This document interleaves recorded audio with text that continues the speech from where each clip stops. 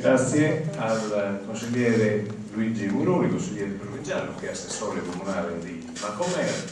A questo punto io cederei la parola per l'intervento conclusivo all'assessore provinciale Tonino Lado, che ringraziamo per essere qui presente e per il suo contributo a questo convegno. Prego, assessore. Sì, grazie Presidente. Effettivamente devo ringraziare io di essere stato invitato questa sera qui. Ringrazio l'associazione Inocaros che ci ha dato davvero la possibilità di discutere su un argomento che spesso viene sottovalutato anche in questo tipo di assemblee. Benvenuta alla senatrice Bastico e al professor Tagliagamberi, i quali hanno fatto una relazione che poi alla fine probabilmente, dopo tutti gli interventi di chi mi ha preceduto, probabilmente i lavori sono conclusi. Io non avrei nulla da aggiungere se non portare i saluti dall'amministrazione provinciale. Non ho preparato ovviamente nessuna relazione, però alcune considerazioni mi occorre l'obbligo di fare. La conoscenza, lo diciamo tutti. Io credo che alla fine, ho capito alla fine di questa serata, che la conoscenza è un grande patrimonio per i giovani, che ovviamente con essa possono avere la possibilità di successo, o perlomeno possono avere la possibilità di misurarsi non solo a livello locale, senatrice, ma a livello nazionale, ma europeo e mondiale, perché la competizione ormai su quel fronte si è spostata.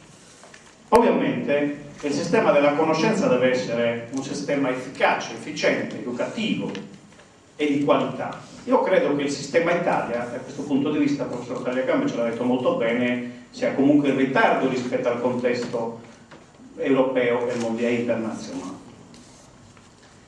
E allora è chiaro che noi dobbiamo ovviamente fare di più, però io mi limito a fare alcuni ragionamenti che attengono alla sfera territoriale di cui lo rappresento, la responsabilità comunque per quanto riguarda la pubblica istruzione. E allora, quali sono i punti di debolezza che vive il sistema scolastico e formativo in questo territorio?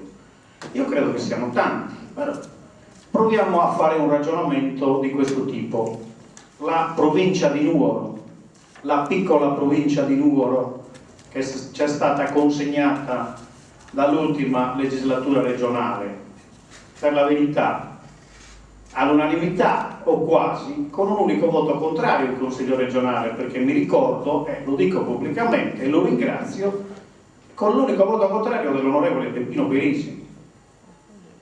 Occorre dirlo perché questo non porterà nulla di bene, senatrice, lei lo sa che in Sardegna abbiamo 8 province, vero? È una cosa assoluta, siamo stati bravi, siamo stati assolutamente bravi a moltiplicarci, io non so se questo porterà del bene, sono convinto di no. Tant'è che stanno iniziando ad accorgersene anche le popolazioni di quelle province che a gran voce avevano rivendicato l'istituzione delle stesse. Pare che stiano sorgendo dei comitati nel territorio dell'Ogliastra e non solo, perché si chiede il riaccorpamento alla vecchia provincia di Nuoro. Quindi credo che nulla di bene abbia portato. Però non è questo l'argomento in discussione, ovviamente già teniamo all'ordine del giorno, perché questa provincia, la nuova provincia di Nuoro, perché dal 2005 è una nuova provincia anche questa, non è più la vecchia provincia, è una nuova provincia. Ci siamo guardati intorno e abbiamo detto quali sono i punti di forza e i punti di debolezza in questo territorio. Punti di debolezza tanti, e restiamo al sistema scolastico. 34 caseggiati scolastici distribuiti in tutta la provincia, 17 presidenze, 3 ne abbiamo a Macomer, tutto il resto diffuso, sparso nel territorio. Quali sono i punti di debolezza rispetto alla formazione? Tanto pendolarismo,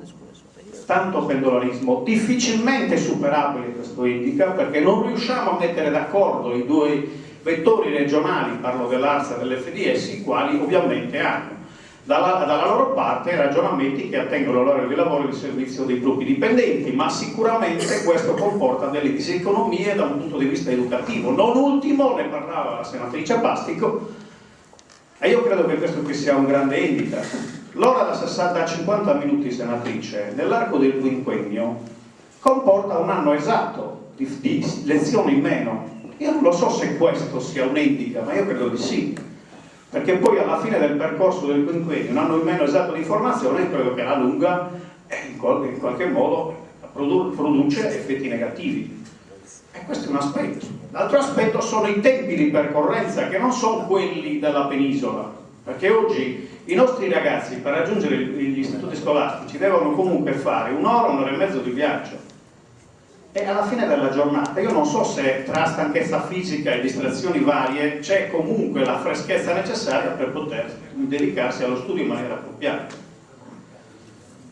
E questi sono i punti di debolezza, ovviamente in un contesto territoriale debole, per mille e una ragioni. Qui sono state citate alcune situazioni, ma dalle cose che ha detto il professor Tagliagambe potevamo già disegnare il quadro dei punti di debolezza di questo territorio. Ci siamo messi a tavolino, abbiamo detto cosa possiamo fare noi per la scuola della provincia di Nuoro. Intanto capire che tipo di scuola vogliamo in questo territorio debole per mille e una ragioni, da un punto di vista strutturale, per le distanze chilometriche, eccetera, eccetera. E allora abbiamo detto probabilmente occorre fare un ragionamento non più solo all'interno del mondo scolastico o il mondo scolastico con le sole istituzioni sovracomunali, ma creiamo un organismo che riesca a mettere insieme tutta una serie di situazioni e di attori che possano in qualche modo collaborare per dare una mano, un colpo di mano per in qualche modo porre il sistema scolastico in una situazione di diverso tipo. E abbiamo pensato che probabilmente creando un organismo che noi chiamiamo la consulta provinciale della scuola, che non è quella tradizionale che risiede nelle USP, perché prima i vecchi provveditori adesso si chiamano USP, perché adesso si parla per sigle, e intendiamo far siedere, abbiamo già concluso tutta la fase istruttoria, iniziamo e la insedieremo se non prima della fine dell'anno scolastico, probabilmente subito prima dell'inizio del nuovo anno scolastico, ma all'interno di questa consulta ci sarà non solo la provincia e tutto il mondo scolastico,